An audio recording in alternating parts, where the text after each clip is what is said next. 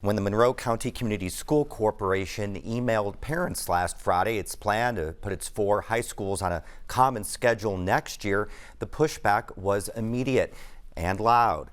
As Pat Bean reports, it was also effective as the school board stopped the process in its tracks. A protest on the courthouse square against the schedule change drew more than 100 people Monday, and Tuesday night's school board meeting was packed with those wanting to speak out. The main complaints were about what they perceived was a rushed process by Superintendent Jeff Hauswald's administration. I hope you hear my voice clearly and loudly tonight as I state clearly, the superintendent has chosen not to listen to the heart of these high schools, which are the teachers and students, and therefore must be removed. McCall was the first of more than 40 parents, students, and community members who came to the meeting to protest the schedule change. The proposal would put Bloomington North, Bloomington South, the Academy of Science and Entrepreneurship, and the graduation school on a common hybrid block schedule of 8 60-minute classes. North currently has alternating days of 4 80-minute classes and uses semesters. South is on a trimester schedule and has the same 5 60-minute classes every day. Student Noah Torres said the flexibility of South's schedule was a lifeline for him after both his parents died by suicide. I was able to move around my schedule and create trimesters that were each academically balanced and allowed me to deal with these changes while not slipping in school.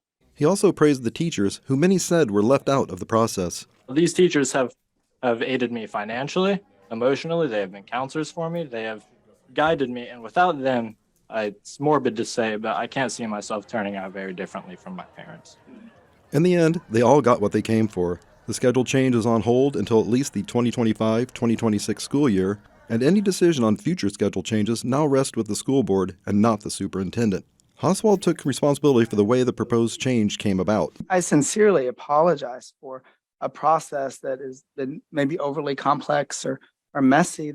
That wasn't our intent. The board action resulted from a motion by board member April Hennessy that wasn't even on the meeting minutes. But after listening for 2.5 hours as speaker after speaker railed against the schedule, Hennessy's motion was introduced. Along with taking the power to change school schedules from the superintendent, it included 5 main points: continue with the focus groups as planned, share data with board and the community, create a citizens advisory committee, consult with the Teachers Association, and delay implementation until at least 2025-2026.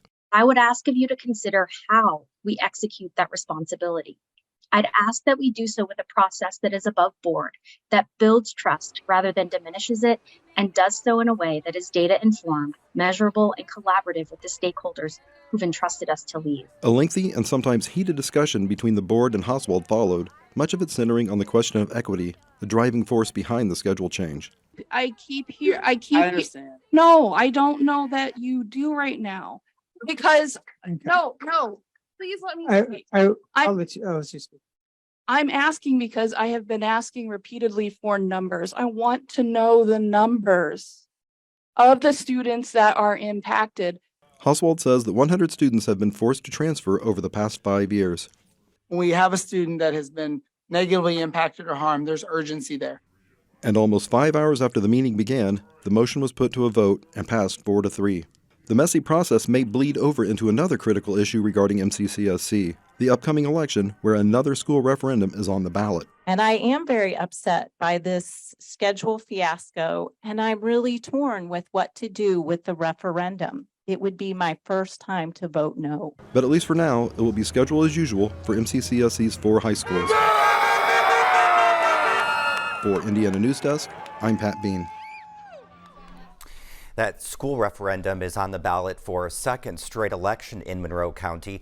Last year's referendum to fund teacher salary increases passed with nearly 67% of the vote. This year, MCCSC is asking for the tax increase to mainly fund early childhood education.